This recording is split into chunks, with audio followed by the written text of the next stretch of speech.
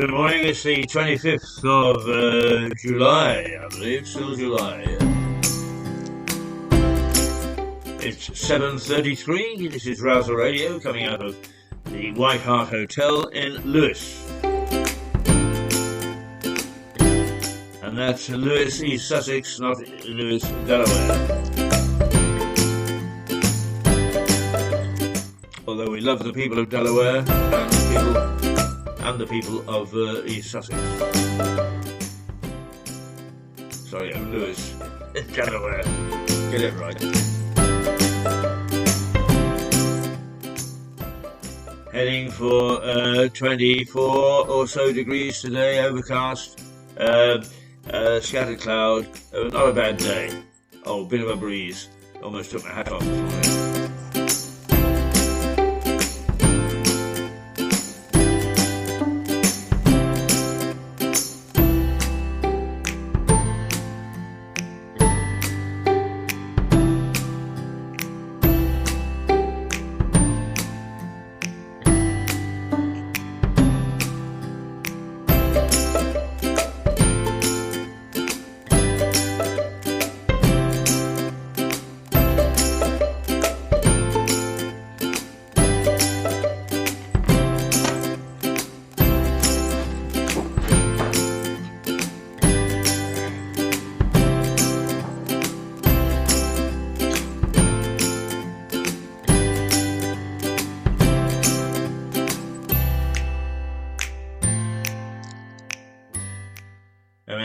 Band sound and ukuleles signing us into a new week.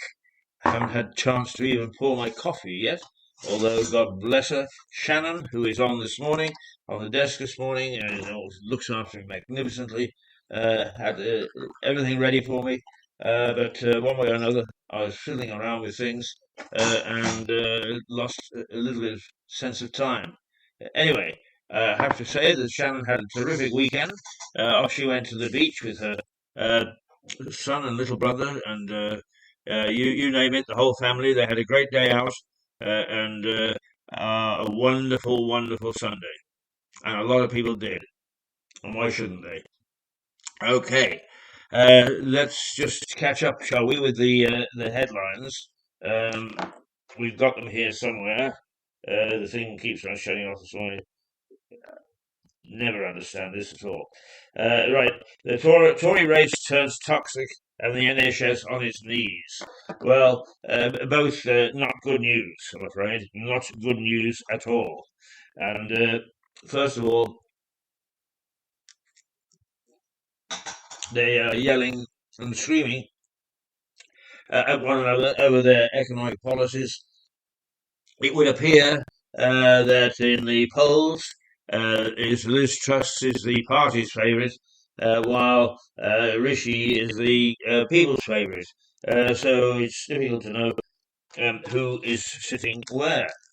But the Metro leads with the NHS is on its knees, and its reason for that headline is that there was a report out on the weekend saying the NHS and social care services face their worst workforce crisis in history because of chronic staff shortages. The paper says the damning report by MPs warns that patient safety is at severe risk, with 12,000 hospital doctor posts and more than 50,000 nurse and midwife jobs unfilled in England alone. Well, I'm a bit surprised about the unfilled. We become a nation of work-shy people. Nobody wants to go to work. And for those people who are still duty-bound, like us, who have to go, turn up 7 o'clock in the morning or 8 o'clock in the morning, put in the full 8 hours, it ain't fun, believe me. And to see others working from home or not going in, mostly I may say now, people who work for the government, it's a bit hard to take. And I'm a bit surprised that we've got these shortages. And before everybody says Brexit, Brexit, Brexit, that's rubbish. That's got nothing to do with this. We could, if we wish, we could train these people. We could get the workforce. We've got full employment at the moment, but recruiters report that what happens is that people come to an initial interview and get all excited about going to the second interview and never turn up. And it's partly because the rules say, as I understand it, that if you're on a job seekers allowance, you've got to prove that you've been looking for a job. Now that's so easy. It's so very easy without actually getting a job. Uh, we have become a nation that got fat and sassy from 2000 to 2019. We were wealthy. Money was no object. We were able to get our ducks in a row and enjoy life to the full. Now, times are a bit tougher, and we don't want to know. We want to pretend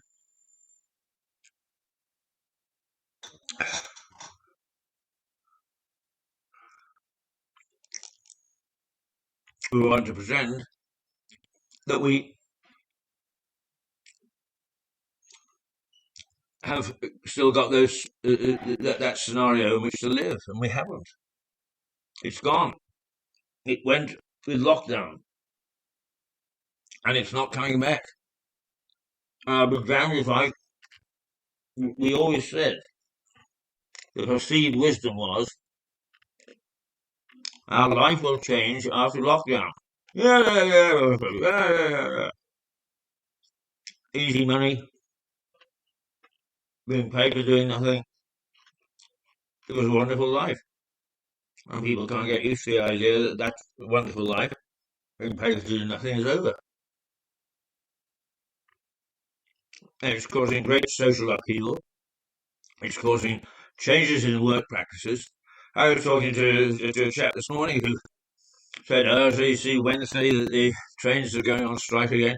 It's barely making an impact because nobody goes to work anymore.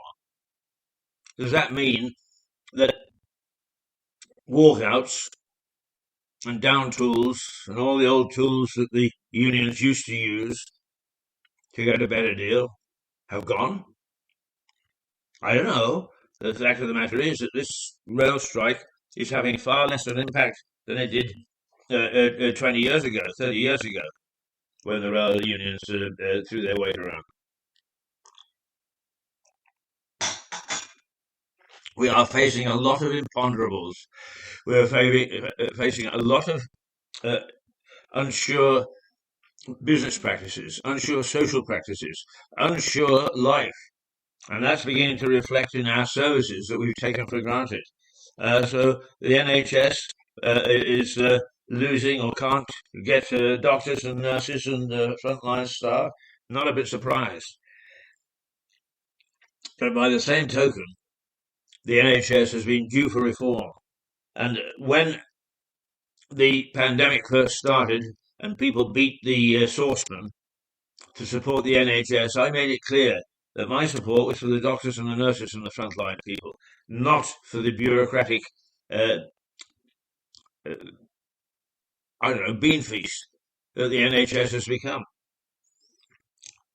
And as a consequence, I had very stern looks from those good middle class people who actually never look beyond the veneer and never really know what the hell's going on.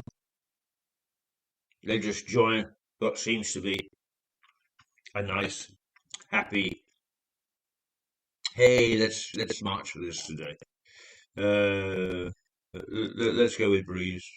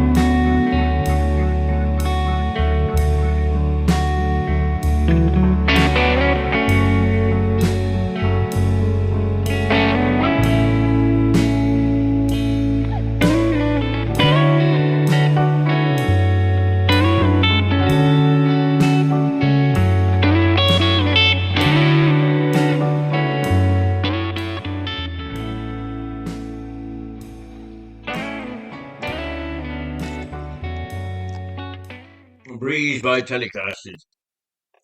You're listening to Rouser Radio out of Lewis in the United Kingdom. It's a bit of a precursor to our Mirror television service, which begins at 8:30, and we do this little thing just to get us into the day.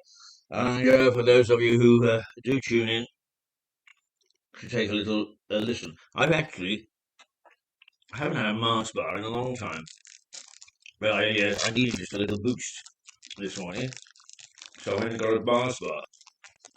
Apart from sticking to the palate, it's quite tasty. Forgotten how good they were.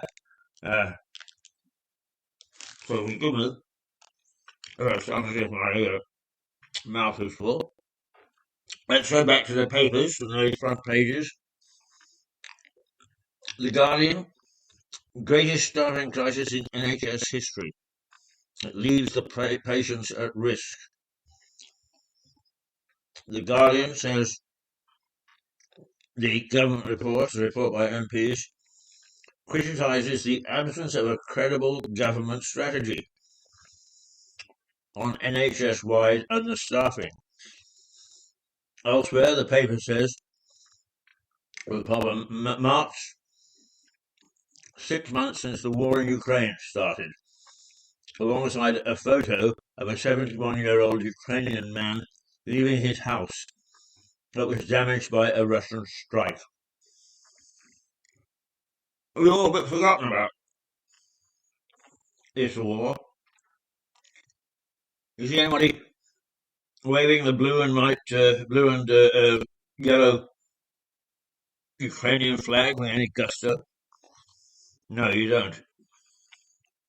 It's been consigned to the inside pages, if reported on at all. And when we finish with the headlines, I've got some comments on that. The Mirror, worst NHS staff crisis ever.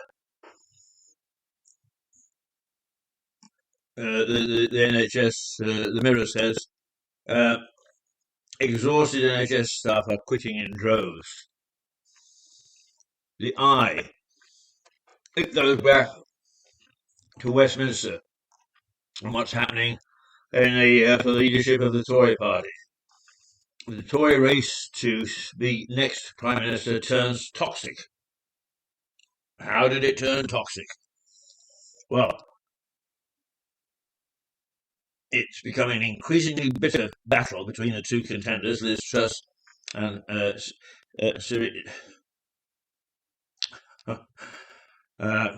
Rishi Sunak. And the campaign, each campaign accusing one another of flip-flopping on the threat of China. Now, it's funny that should become into the leadership, because most people will say China, and yet on this program on Friday, our correspondent from New York, Melissa Conte, actually highlighted the fact that the Americans do not understand why we are not more worried about China, and that they see China a greater threat than Russia. And it's about time that we started to ask ourselves about this. And apparently this has been raised by, raised by Liz Truss, and Rishi is having a go at her for doing so, saying that we've really got to watch this threat, because economically they are beginning to make inroads into a British way of life and the British economy. The Daily Mail, tough on China, Mr. Sunak. Pull the other one. The Daily Mail covers the same row, saying Mr. Sunak's get tough stance was called into question by his rival. The former Chancellor said China was the biggest long-term threat to Britain, but allies of Ms. Truss accused him of being soft on the country and pursuing closer trade links. That's what the Mail says. the Daily Telegraph, uh, Sunak takes aim at trust over China's influence in universities.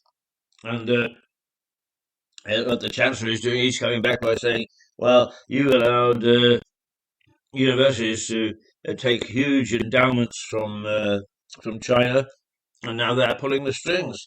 And universities have great influence, not just at undergraduate level where they can marshal the troops, but also with their research um, and their academic programs. So um, the Telegraph says the briefings that they're getting are becoming increasingly frenetic and negative in recent days. And it says Mr. Sunak has accused mistrust of helping to enable Beijing's infiltration of British universities. Well, well, well. The Daily Express. Trust. My tax breaks will boost Britain.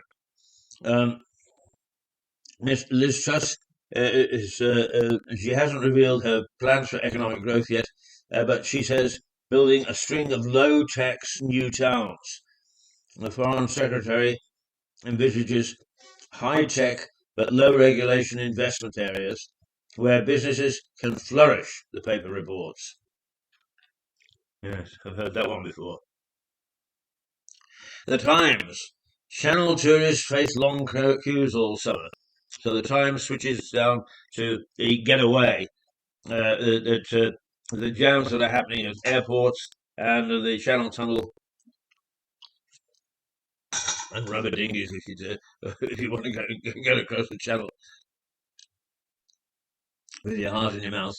The Times says British holidaymakers should prepare for waiting for hours in queues at Dover and Folkestone for the rest of the summer, with cross-channel infrastructure on a knife edge because of surging demand and harder border checks. Well, harder border checks most certainly are true. The Sun.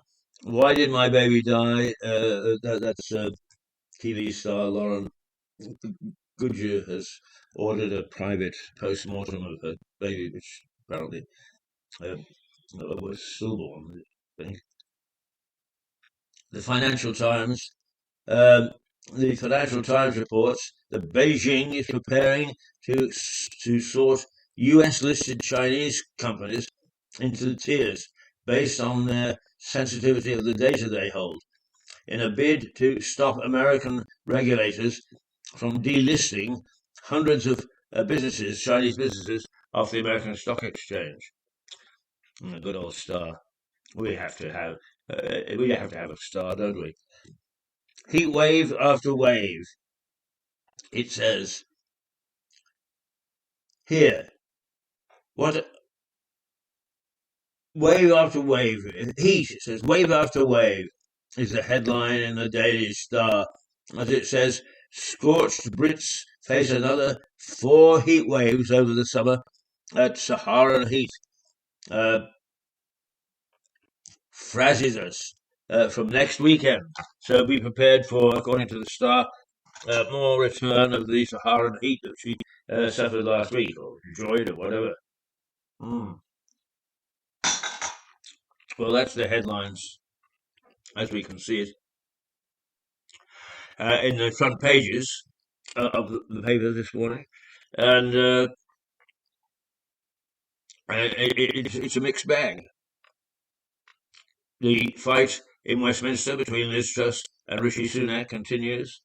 The weather occupies a certain amount of space, but the main one is really the headline one is that the NHS is facing a shortage of doctors and nurses to crisis proportions. Well, what a wonder! What a wonder! It's 7:54 on the morning, Monday the 25th of July. When the hell did this month go to? It was only the 1st yesterday. And you're listening to Rouser Radio, which is full of opinion, full of a have a go at whoever is responsible, which is almost everybody. And we are busy getting on with opening up the day, ready for you to start to think about where we are, because it needs us all as individuals to start thinking about this. Everybody very blithely said life was going to change. Life was going to change after lockdown. We didn't know how, and we didn't know why. But after lockdown, life was going to change. Well, it's changing rapidly now. And we are beginning to see the effects of that.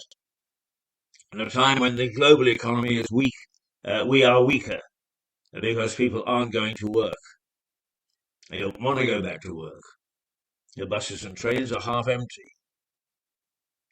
We're too happy getting on with what we've always been used to for the last 20 years. Well, the last 20 years, what we've been used to has been we've been fat and sassy. And we never thought that a day would come when we couldn't do things. Well, going on foreign holidays, for one, is a nightmare now. It's all very well, the people screaming about Heathrow. What about coming back? Wow. After you've had 2 weeks in the sun, or 3 weeks in the sun, or whatever, and you arrive back and you've got to face a host of problems in getting back on board your own country. Huh. I don't know. We are in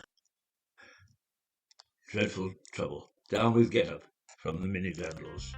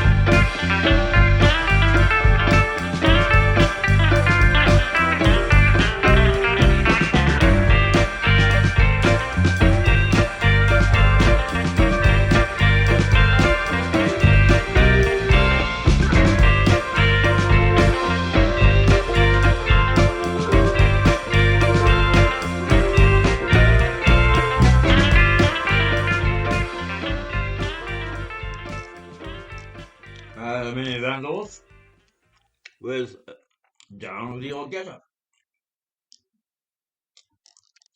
I actually love that title. What does anybody else think about it?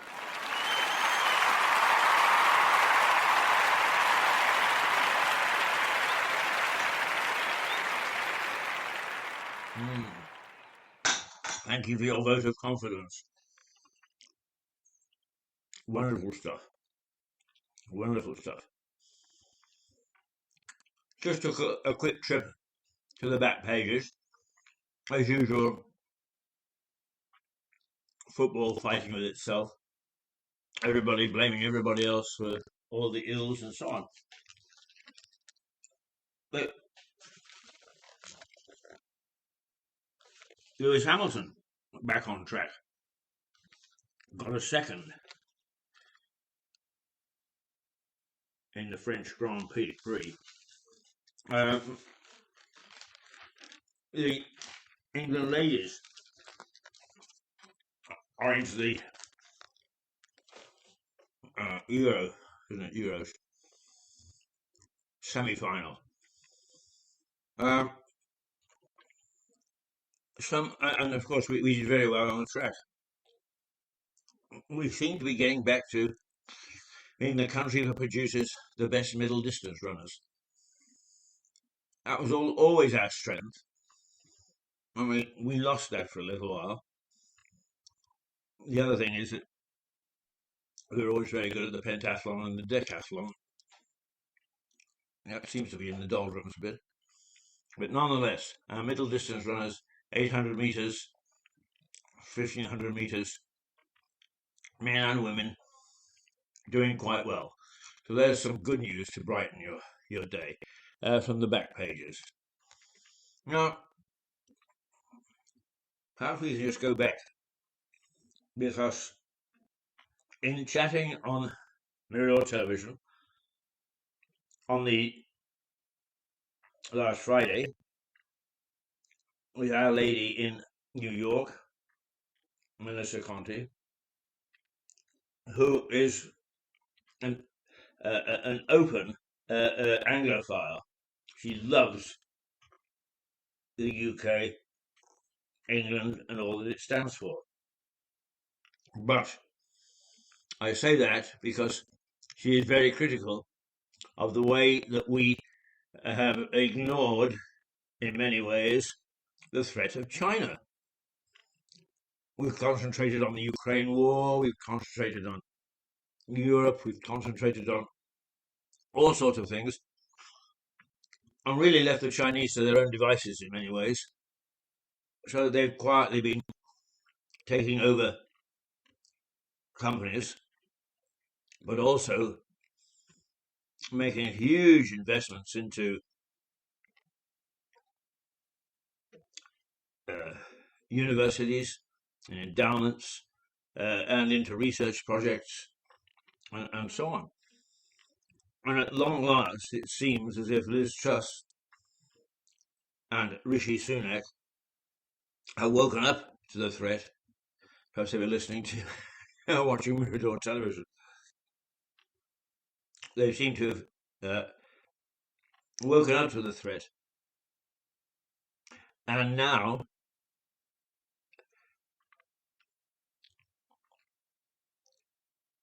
they are debating what on earth we should do about it. Except debating what on earth we should do about it is they are both, as a want in this particular campaign for the premiership, for the leadership of the Conservative Party, throwing mud at one another. You did this and you didn't do that.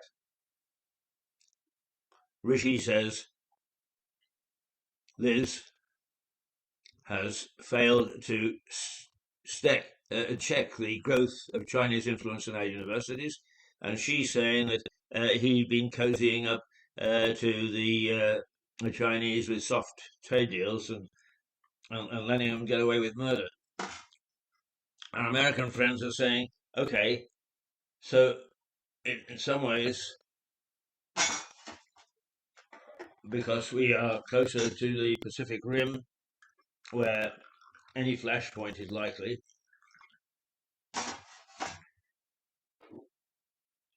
is we've been warning you about the influence of the Chinese for quite some time, and you've happily ignored us. Now it's about time you woke up to the threat of this sleeping giant. and that you took it seriously, and particularly since, I'm sorry to say it, but it looks as if the Soviet Union,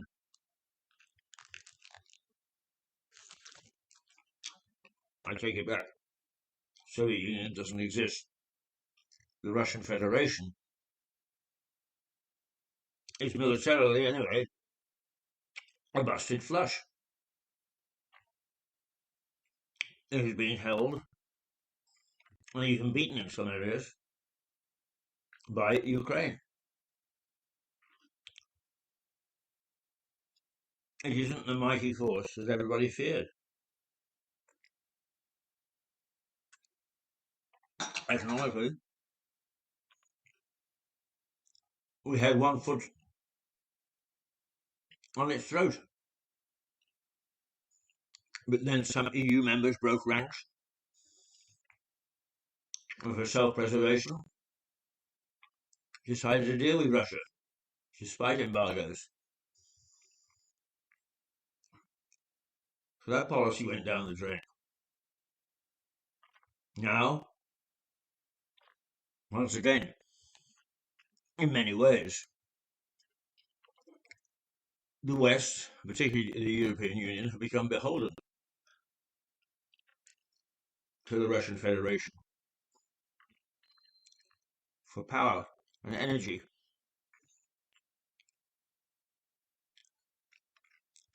And nobody seems to have any strategy to get out of it. When you say the world is in a mess, it most certainly is. It's not just this country. We're embroiled in it. What the world is crying out for is leadership. Vladimir Putin fancied himself as providing that leadership, and of course he's gone. Well, he's there, but he's certainly not the powerful force that he would like everybody to believe. The Americans are flapping. Joe Biden, the least popular president for a long time, doesn't really know, or doesn't seem to have a great international foreign policy. And we are in complete turmoil while the process of choosing a new leader and getting closer and closer to the next general election takes place in Westminster. Oh, dearie, dearie, dearie me. What a tragedy. And Arsenal beat Chelsea 4-0 on the overseas tour. Doesn't that say it all? Doesn't that just say it all? Goodness gracious. I really don't know. I really don't know what we should be expecting from anywhere. I really don't. Let's play a bit more music because it's now 8 minutes past 8, and we disappear in about 10 minutes. So we'll have a little bit more kind of a party. Sounds good.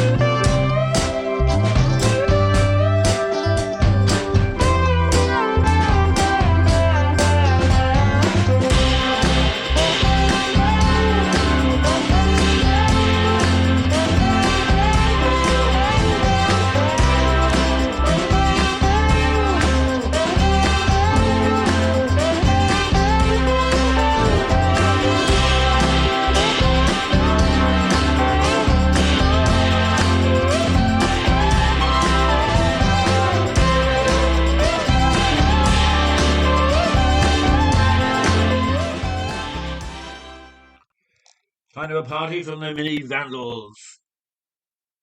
And if that didn't get you going, nothing will. This is Rouser Radio out of Lewes, East Sussex, broadcasting from the White Hart Hotel, right in the centre of the town.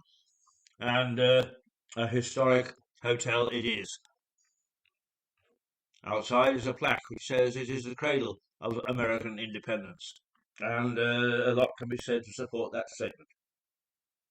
Tom Paine forged a lot of his thinking here, and Paine was the man who persuaded the colonists to call it a day with English taxation and to go it alone.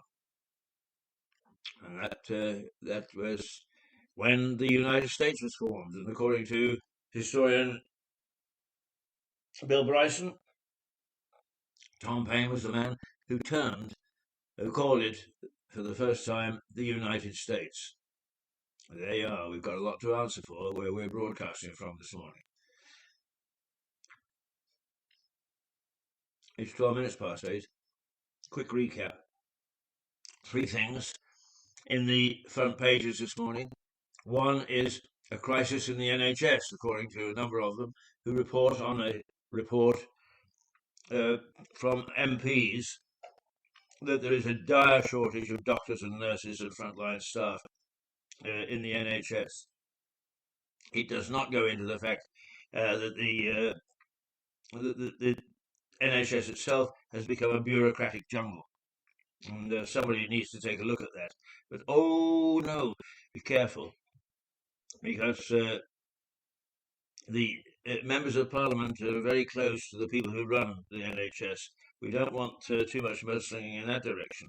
Let's single out the doctors and nurses for one thing. Secondly, getting away on holiday, the chaos that is still at our airports and ports, and for that matter, any way to exit Britain. And let's take the third option, if you like, and that is the mudslinging that's going on in Westminster as the Tory race, the Conservative race for Prime Minister or leader of the party, and therefore Prime Minister, carries on. It seems that they are neck and neck. Private polls seem to think that Liz Truss is the MP's favourite. In other words, she's got the support of the party. Other polls suggest that Rishi has got the support of the country. In other words, people prefer Rishi Sunak to Liz Truss. Hey, anyway, we'll soon find out who is to be the leader. In the meantime, Boris carries on placidly and keeps his hand on the helm until such time as somebody else can put their hand on the steering wheel. So there we are. It's 8:14. Time for us to pack up now. So let's leave you with Ben Sound's ukulele.